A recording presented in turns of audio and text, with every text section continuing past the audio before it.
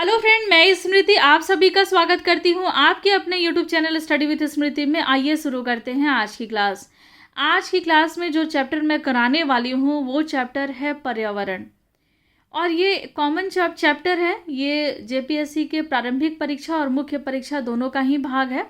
और अब जो पर्यावरण से संबंधित जो क्लासेज चलेंगे वो जो क्लास होगा ये दोनों के लिए ही होगा, प्रीलिम्स के लिए भी होगा और मेन के लिए भी होगा।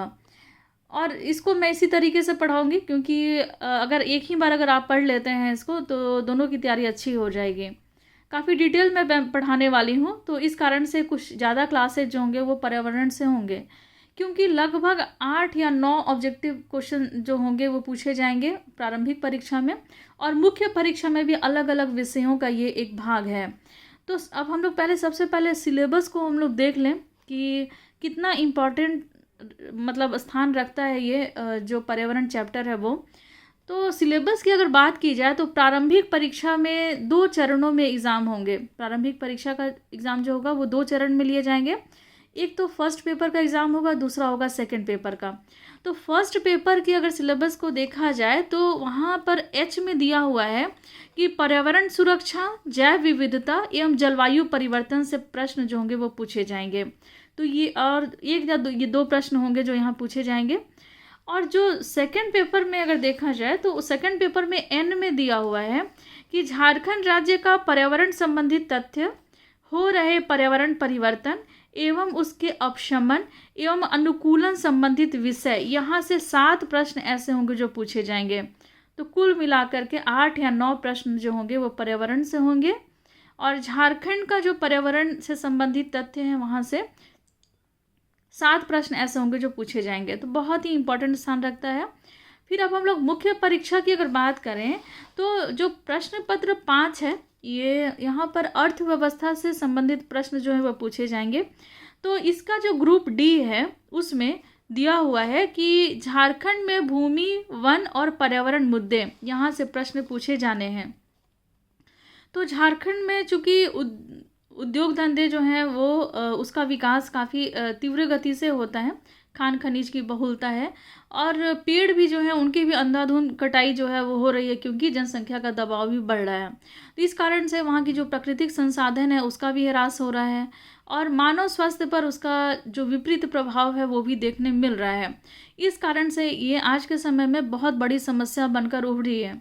तो यहाँ से प्रश्न जो है वो पूछे जा सकते हैं मुख्य परीक्षा में। तो मैं जब इसको डिटेल में पढ़ाऊँगी तो इन सब चीज़ों पर भी विशेष मेरा फोकस रहेगा। और झारखंड सरकार के द्वारा अब तक पर्यावरण संबंधित कौन कौन से कदम उठाए गए हैं तो उन सभी पे क्लास में चर्चा होगी। तो ये मुख्य परीक्षा का भाग है। और मुख्य परीक्षा का जो एक और जो छठा पेपर है जिसमें साइंस एंड टेक्नोलॉजी से प्रश्न पूछे जाएंगे, तो उसका जो ग्रुप डी है उसमें भी पर्यावरण विज्ञान जो है वो पूछा जाएगा। तो मेरा प्रयास यही हुआ कि काफ़ी डिटेल में यहाँ से प्रश्न उत्तर कराऊँ आपको। जो ऐसे प्रश्न उत्तर होंगे जो डिस्क्रिप्टिव भी होंगे, ऑब्जेक्टिव भी होंगे। तो मेरा ये जितना भी जो क्लास का जो सीरीज़ होगा वो बहुत ज़्यादा हेल्प करने वाला होगा। और जो भी मेरे मित्र मेरे जो जेपीएससी वाले प्रीलियम से ग्रुप से जुड़े हुए हैं और जेपीएससी के मुख्य परीक्षा के ग्रुप से जुड़े हुए हैं, तो उन दोनों ही ग्रुप में मेरे ये जो पीडीएफ जो हैं वो जाएंगे। चलिए क्लास को शुरू करते हैं और देखते हैं कि किस किस तरीके के प्रश्न जो हैं आज की क्लास से बनकर आते हैं। तो इसमें देखेंगे कि मुख्य परीक्षा के लिए जो प्रश्न बन सकते हैं आज की क्लास से वो है प्रदूषक किसे कहते हैं तथा इसके कितने प्रकार हैं, ऐसे प्रश्न भी बन सकते हैं। फिर प्रश्न ऐसा भी बन सकता है कि पर्यावरण पर प्रभाव डालने वाले विभिन्न प्रदूषक तथा उनके प्रभावों की चर्चा करें। प्रश्न ऐसे भी बन सकता है कि वायु प्रदूषण के जिम्मेदार कारकों का वर्णन करें तथा मानव स्वास्थ्य पर इसका क्या प्रभाव पड़ता है इसके बारे में भी डिटेल में बताएं, इसका भी वर्णन करें। और जो नेक्स्ट मेरा जो क्लास होगा वो किस पे होगा, तो देखिए झारखंड में औद्योगिक विकास के कारण हो रहे वायु प्रदूषण तथा वातावरण पर पड़ रहे विपरीत प्रभाव का विस्तार से वर्णन करें।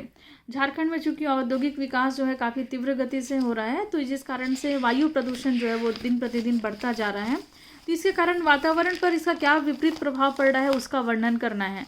अब चलिए हम लोग आज की क्लास को शुरू करते हैं और देखते हैं कि आज मैंने कौन सा प्रश्न लिया है। और आज तो चूंकि मैं प्रश्न उत्तर के तरीके से आपको इस टॉपिक को क्लियर कराऊंगी और कल के क्लास में यहाँ से जितने भी इम्पोर्टेंट जो फैक्ट निकल कर आते हैं जो जिससे वन लाइनर्स भी बन सकते हैं, और मैं आपको बताना चाहूँगी कि मुख्य परीक्षा में भी ऑब्जेक्टिव क्वेश्चन जो है वो पूछे जाएंगे। तो मुख्य परीक्षा के लिए भी इम्पॉर्टेंट हो जाता है कि ऑब्जेक्टिव क्वेश्चन पे भी आप विशेष फोकस कीजिए।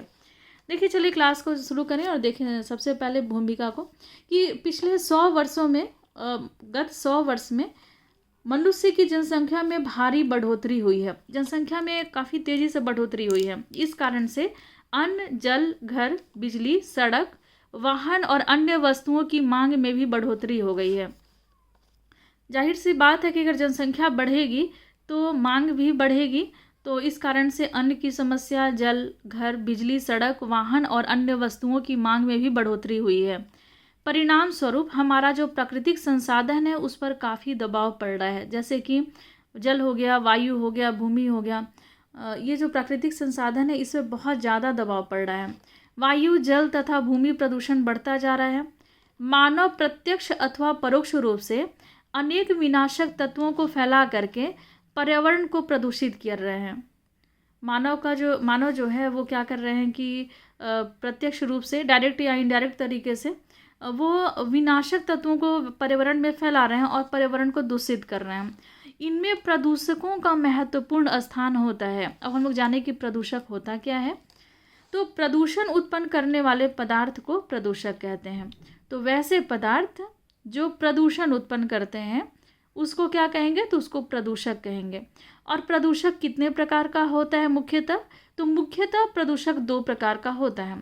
पहला होता है सूक्ष्म जीव के द्वारा अपघटनीय, और दूसरा होता है सूक्ष्म जीव के द्वारा अनपघटनीय। तो इसके बारे में हम लोग डिटेल में जानेंगे। एक तो होगा बायोडिग्रेडेबल पॉल्यूटेंट और दूसरा होगा नॉन बायोडिग्रेडेबल पॉल्यूटेंट्स। तो ये दोनों हो गए अलग अलग प्रकार जो हैं वो प्रदूषक के प्रकार हैं। अब हम लोग इसको थोड़ा सा डिटेल में जानें। जो अपघटनीय प्रदूषक हैं उसके बारे में जानेंगे और जो अनपघटनीय प्रदूषक हैं उनके बारे में भी जानेंगे। सबसे पहले हम लोग जानें सूक्ष्म जीव के द्वारा अपघटनीय। तो अपघटन किसे कहते हैं? अब थोड़ा हम लोग इस वर्ड को थोड़ा सा डिटेल में जान लें। तो अपघटन क्या होता है, यानी कि बायोडिग्रेडेबल क्या होता है ये? तो प्राकृतिक रूप से और पर्यावरण को नुकसान पहुंचाए बिना, नेचुरल तरीके से, और ये जो तरीका है इससे पर्यावरण को कोई नुकसान नहीं पहुंचता है।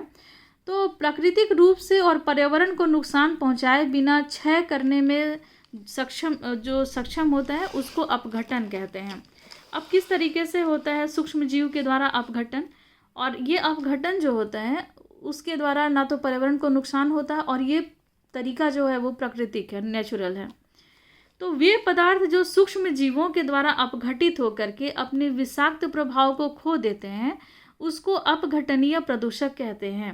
वो प्रदूषक क्या कहलाता है? तो वो अपघटनीय प्रदूषक कहलाता है, जिसको सूक्ष्म जीवों के द्वारा अपघटित कर दिया जाता है और उसके अपघटन के बाद वो जो पदार्थ जिसका अपघटन होता है, वो पदार्थ जो होता है वो अपने विषाक्त यानी कि विषैले प्रभाव को खो देता है, जैसे कि वाहित मल, जैविक अपशिष्ट पदार्थ और कूड़ा करकट।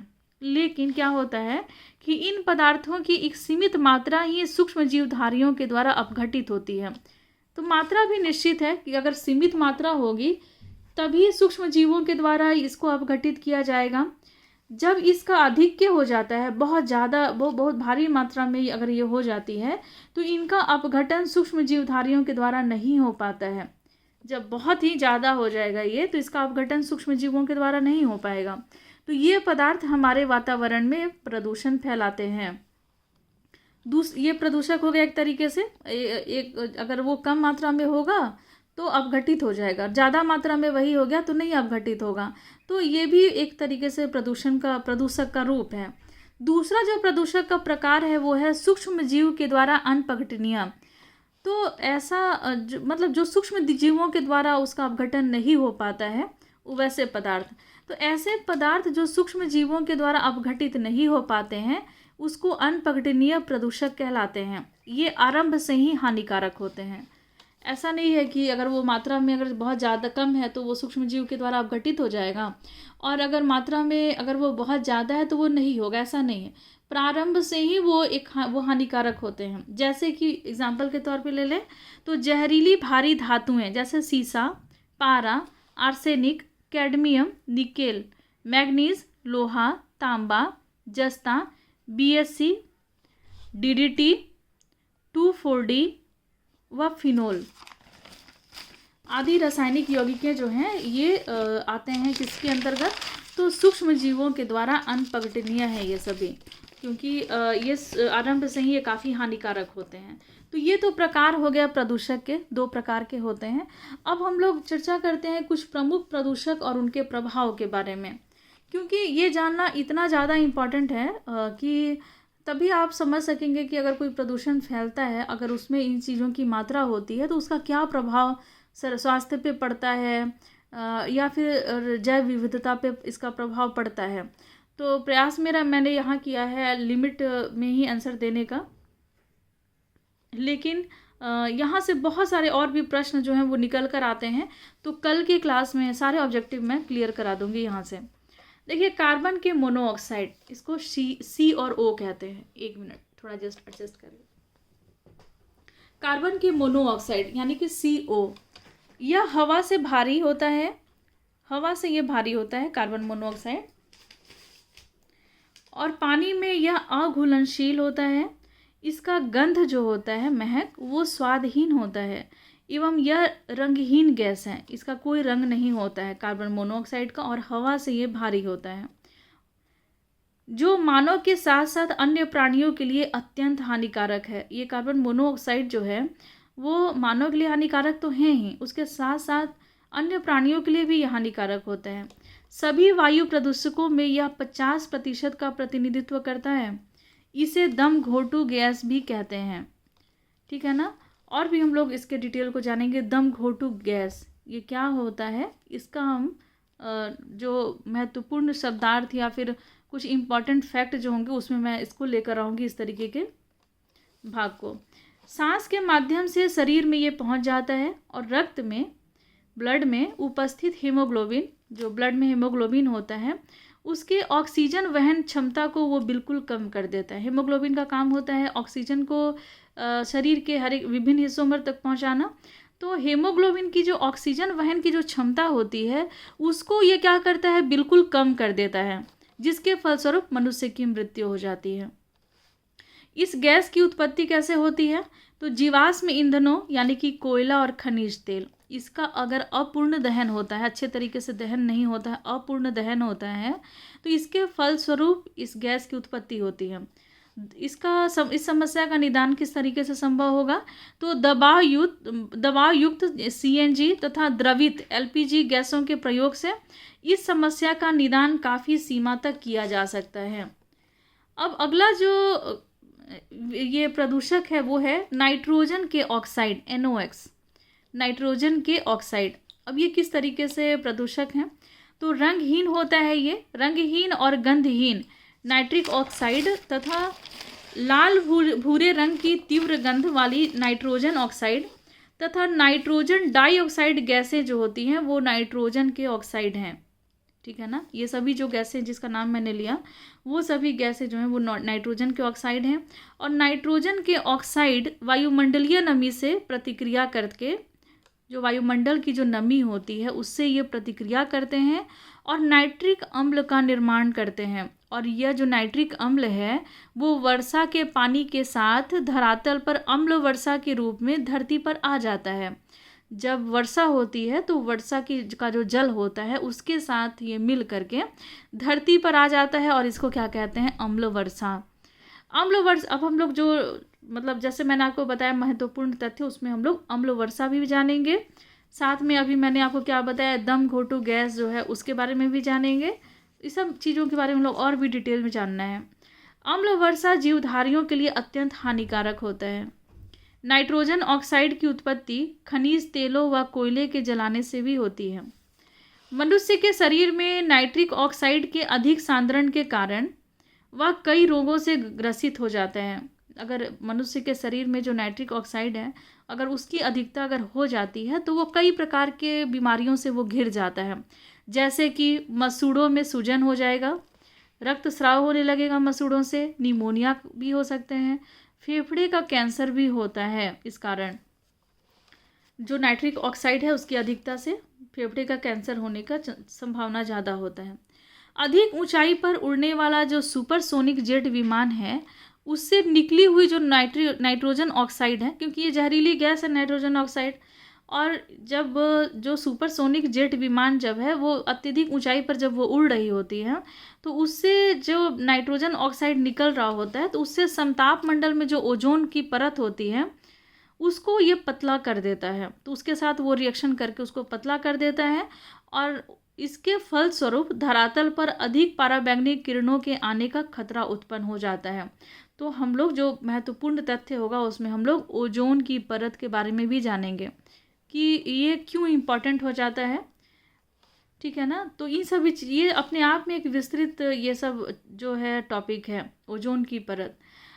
तो अनेक मतलब पराबैंगनी किरणों के आने का खतरा उत्पन्न हो जाता है और जिसके कारण त्वचा कैंसर की समस्याएं, यहाँ पर मैं लिख देती हूँ, त्वचा कैंसर की समस्या बढ़ जाती है। पराबैंगनी किरण जो होता है वो बहुत ही हानिकारक होता है, बढ़ जाती है। ठीक है ना। अब हम लोग अगला जो गैस है वो है सल्फर की ऑक्साइड SOX। अब हम लोग इसके बारे में जानें। सल्फर ऑक्साइड यानी कि SO2, यहाँ सल्फर के यहाँ पर 2 होगा, माफ़ कीजिएगा, ये सल्फर की ऑक्साइड यहाँ SO2 होना चाहिए। ठीक है ना।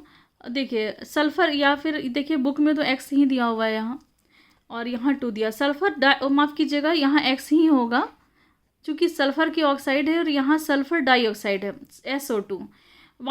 सल्फर डाइऑक्साइड जो है SO2 वायु प्रदूषक का द्वितीयक सर्वाधिक महत्वपूर्ण प्रदूषक है।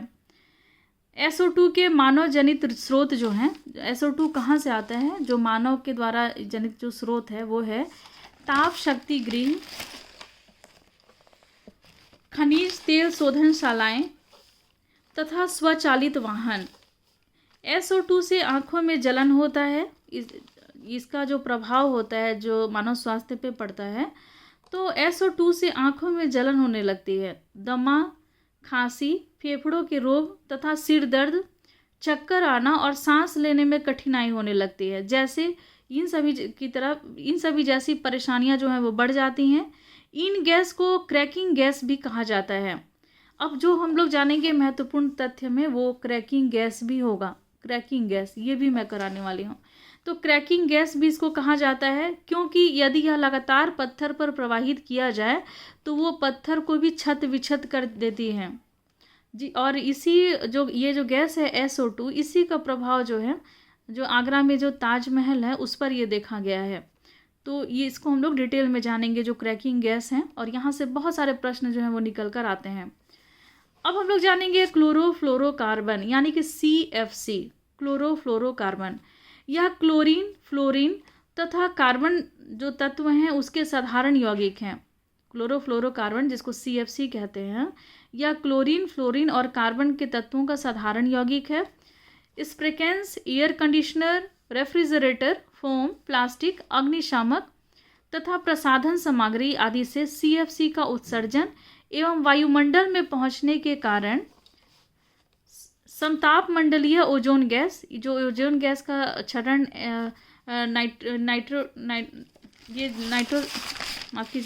नाइट्रिक ऑक्साइड जिसके द्वारा जो होता है ओजोन गैस का क्षरण, तो क्लोरोफ्लोरोकार्बन से भी ओजोन गैस का क्षरण जो है वो होता है। तो कहाँ थे हम लोग, समताप मंडलीय ओजोन गैस तथा परत का क्षय प्रारंभ हो जाता है और इस कारण से चर्म त्वचा कैंसर की संभावनाएं जो है वो बढ़ जाती हैं, क्योंकि पराबैंगनी किरण जो है वो शरीर पर जब आता है तो उसका हानिकारक प्रभाव होता है कि त्वचा की कैंसर की समस्या बढ़ जाती हैं। तो ओजोन परत का जो क्षरण होता है वो CFC क्लोरोफ्लोरोकार्बन के द्वारा भी होता है। कार्बन डाइऑक्साइड CO2 के बारे में जानेंगे, और नाइट्रोजन ऑक्साइड के द्वारा भी होता है, मैंने आपको बताया। अब CO2 के बारे में जानेंगे। यह एक महत्वपूर्ण संसाधन है, ठीक है ना। कार्बन डाइऑक्साइड जो है एक महत्वपूर्ण संसाधन है, क्योंकि यह पौधे यानी कि पौधे जो हैं वो CO2 के द्वारा, कार्बन डाइऑक्साइड के द्वारा प्रकाश संश्लेषण की क्रिया के द्वारा अपना आहार निर्मित करते हैं। किंतु जब देखिए प्रकाश संश्लेषण की जो क्रिया पौधे जब करते हैं तो उसमें कार्बन डाइऑक्साइड का एक महत्वपूर्ण भूमिका होता है। बिना कार्बन डाइऑक्साइड के प्रकाश संश्लेषण जो है वो संभव नहीं है।